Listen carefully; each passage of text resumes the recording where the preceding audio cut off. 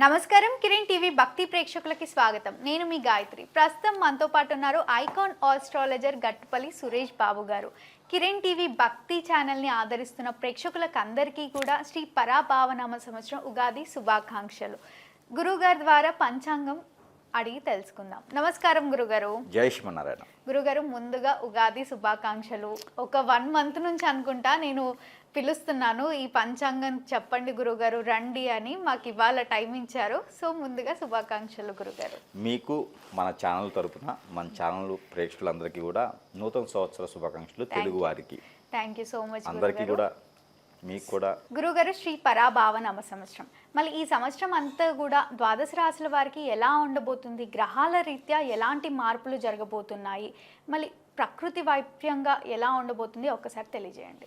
అలానే మనకి పరాభనామ సంవత్సరం, ఈ పరాభనామ సంవత్సరం అనగానే మనకి 2026 నుంచి 2027 ఏప్రిల్ 17 వరకు కూడా కొనసాగేటువంటి మనకి సంవత్సరం అని చెప్పుకోవచ్చు, తెలుగు సంవత్సరాల ప్రకారంగా చూసినట్టయితే కనుక. అందులోనూ ఈ పరాభనామ సంవత్సరంలో మన ప్రకృతి వైపరీత్యాలు కూడా కొంచెం వేరే రకంగాను కొత్తగాను ఉండబోతున్నాయి.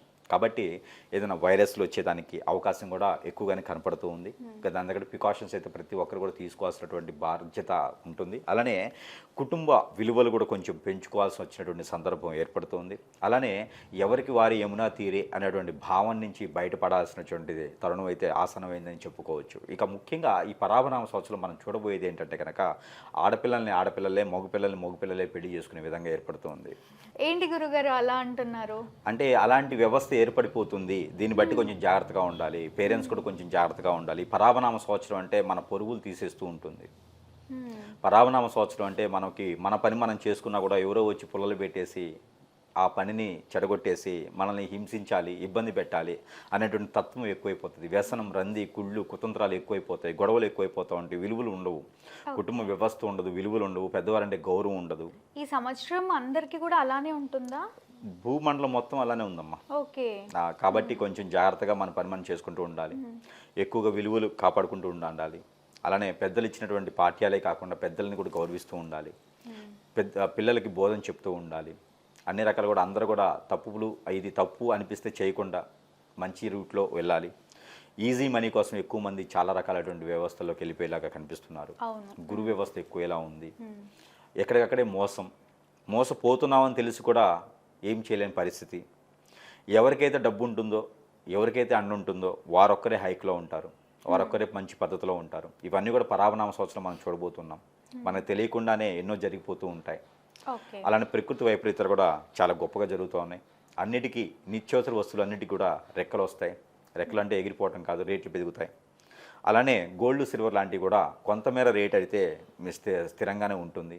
1,50,000 నుంచి 1,80,000 మధ్యన గోల్డ్ ఉంటుంది ఈ సంవత్సరం మొత్తం కూడా.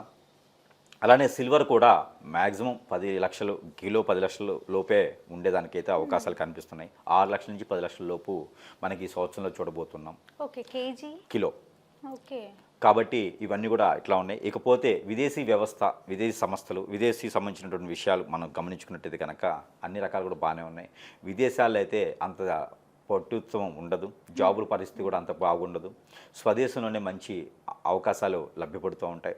అలానే సాఫ్ట్వేర్ రంగంలో ఉన్న వారికి అయితే ఎన్నో రకాల సమస్యలు ఉన్నాయి. ఆ సాఫ్ట్వేర్ రంగం కన్నా కూడా ఎవరికి వారు ఇండిపెండెంట్గా బతకాలి అనేటువంటి నినాదం ఉంటుంది. ఒకటైతే మంచి జరగబోతుంది. ఏంటది? ఈ పరాభనామ సంవత్సరంలో ప్రతి ఒక్కరు కూడా భూమిని నమ్ముకునేటువంటి నినాదం వస్తుంది.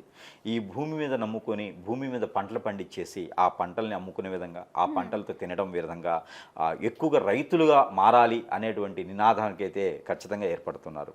ఎందుకంటే జరిగేటువంటి పరిణామాలు, జరిగేటువంటి వ్యవస్థ, వైపరీత్యాలు ఇవన్నీ కూడా మనం ముందుగా గమనించుకున్నట్టయితే కనుక ప్రతి ఒక్కరు కూడా పంటల వైపు వెళ్ళటం, పంటలు పండించుకోవాలి అనే ఒక ఆలోచన రావటం మంచి విషయము. ఇది మాత్రం మనం అప్రిషియేట్ చేయొచ్చు. ఈ పరాభనామ సంవత్సరం మంచి ఏదైనా జరుగుతుంది అంటే కనుక ప్రతి ఒక్కళ్ళలోని చైతన్యం, ప్రతి ఒక్కళ్ళలోని మార్పు వస్తుంది. ఇక ఈ పరాభనామ సంవత్సరంలో మారేటువంటి గ్రహాలు ఏమైనా ఉన్నాయి అంటే అతిపెద్ద గ్రహాలు ఉన్నాయంటే కనుక గురువు ఒక గ్రహం మారుతుంది. అతిపెద్ద గ్రహాలైనటువంటి దాంట్లో గురువు మారుతున్నారు. తర్వాత రాహుకేతు కూడా మారుతున్నారు. శని భగవానుడు సైతం అయితే అదే రాశిలో ఉంటారు, కానీ నక్షత్ర మార్పు అయితే చెందుతారు. కాబట్టి ఏదైతే మీనరాశిలో ఉన్నారో ఆ మీనరాశిలోనే ఉంటారు, కానీ నక్షత్ర మార్పు చెందుతారు. శనిదేవుడు. అలానే రాహుకేతులు మారుతున్నారు. రాహుకేతులు వచ్చేసి, కేతు వచ్చేసి కర్కాటక రాశికి వెళ్తారు. అలానే మకర రాశికి వెళ్తాడు రాహువు.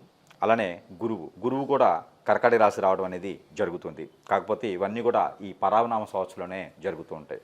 అంటే ఎప్పుడో ఒకసారి మారేటువంటి గ్రహాల గురించి అయితే మనం మాట్లాడుకోవాలి కాబట్టి పెద్ద గ్రహాల గురించి మాట్లాడడం. ఇక ఇవన్నీ కూడా మనకి ప్రకృతి వైపరీత్యాలు, ఇంకా అందులోనూ ముఖ్యమైనటువంటిది రాజ్యాన్ని పాలించేటువంటి రాజకీయ నాయకులు.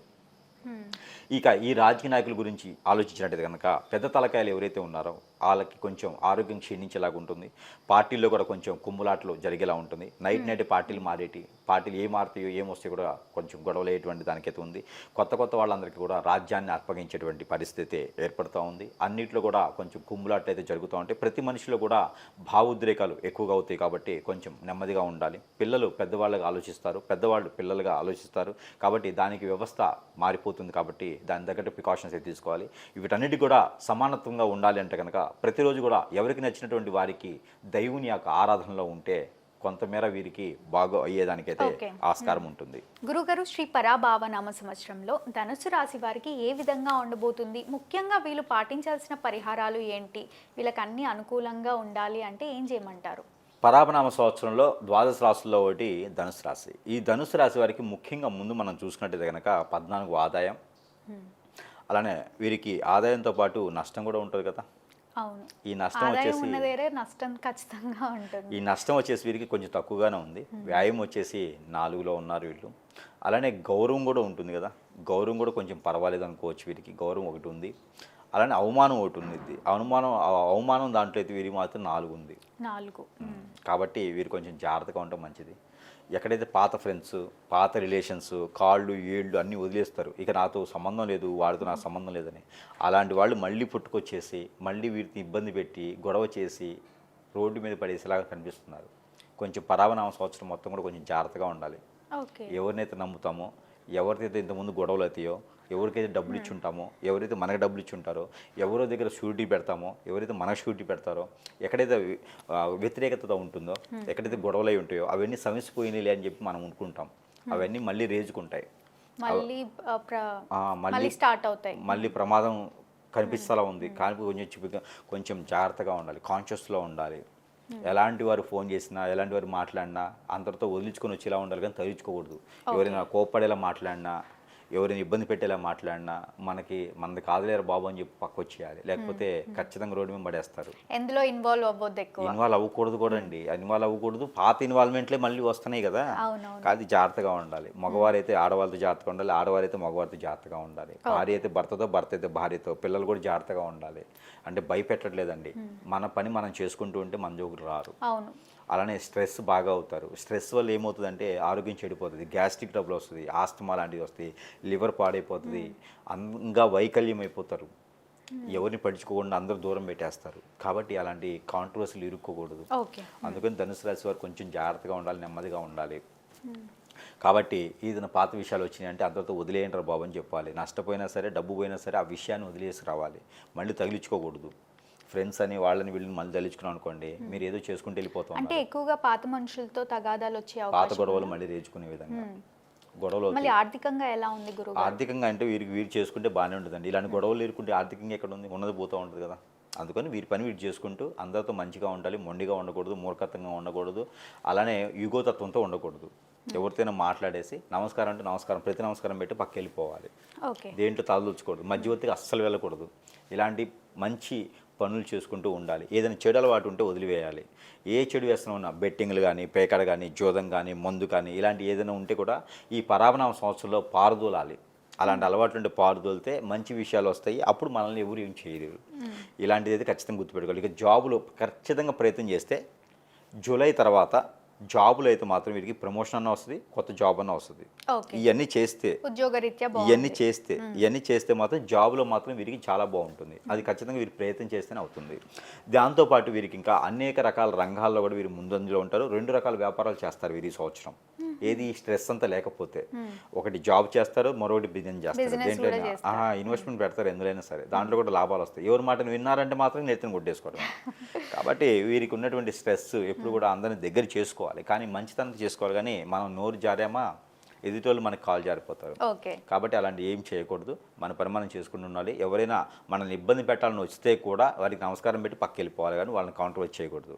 ఇంత జాగ్రత్త తీసుకుంటే ఈ సంవత్సరం వీరికి చాలా బాగుంటుంది. ఇంత జాగ్రత్త తీసుకుంటే వీరు అనుకున్న స్థానానికి, వీరు అనుకున్న గోల్కి రీచ్ అవుతారు. లేదంటే మాత్రం అందరినీ రోడ్డు మీదకి వేస్తారు. వీళ్ళు నమ్ముకున్న అందరినీ రోడ్డు మీదకి వస్తారు. కాబట్టి చాలా జాగ్రత్తగా ఉండాలి. ఆరోగ్యరీత్యా ఎలా ఉందండి? ఆరోగ్యరీత్యా కూడా అంత బాగానే ఉంటుంది. స్ట్రెస్ వల్లనే వీరికి ఆరోగ్యరీత్యా ఇబ్బంది పడేలా ఉంటుంది. కాబట్టి కొంతమేర ఇబ్బంది పడకుండా ఉండాలి అంటే కనుక దేవుని అనుగ్రహం కూడా కావాలి. ఈ సంవత్సరం మొత్తం కూడా వీరికి తీసుకోవాల్సిన పరిహారాలు కొంచెం చేసుకున్నట్టయితే అన్ని రకాలు బాగుంటుంది. ప్రతిరోజు నైట్ పడుకునేటప్పుడు ఒక 2 లవంగాలు తినేసి వాటర్ తాగి పడుకోవాలి. 2 ఇలాచీలు జేబులో పెట్టుకుని వెళ్ళిపోవాలి. గసగసాలు కూడా ప్రతిరోజు పాలల్లో వేసుకుని తాగితే చాలా మంచిది. కరక్కాయ, జాజికాయ, గసగసాలు పాలలు వేసుకుని తాగితే కూడా మంచి నిద్ర పడతారు. ఈ స్ట్రెస్ ఫీల్ అనేది పోతూ ఉంది వీరికిను.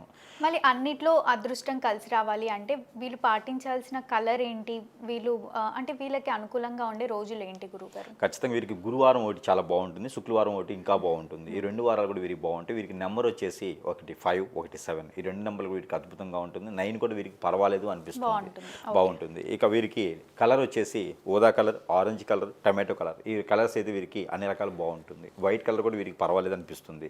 ఈ కలర్స్ వాడటం ద్వారా మంచి జరుగుతుంది. ఈ నెంబర్స్ వాడుకోవడం ద్వారా మంచి జరుగుతుంది. ఇంకా దేవుని అనుగ్రహం అయితే కనుక వీరు సాయిబాబా వారికి పూజించుకోవడం మంచిది. హనుమాన్ మందిరంలో ఆకు పూజ చేయించుకుంటే చాలా మంచిది. హనుమాన్ సింధూరం ప్రతిరోజు ధరించుకుంటే కూడా చాలా మంచిది. ఇలాంటి ప్రయత్నం చేసి అదృష్టవంతులు అవ్వచ్చు ఈ రాశివారు. తప్పకుండా గురుగారు, ఉగాది నుంచి ధనుసు రాశి వారికి ఏ విధంగా ఉండబోతుంది, పాటించాల్సిన పరిహారాలు ఏంటి, తీసుకోవాల్సిన జాగ్రత్తలు ఏంటి అని ఎంతో చక్కగా తెలియజేసినందుకు ధన్యవాదాలు.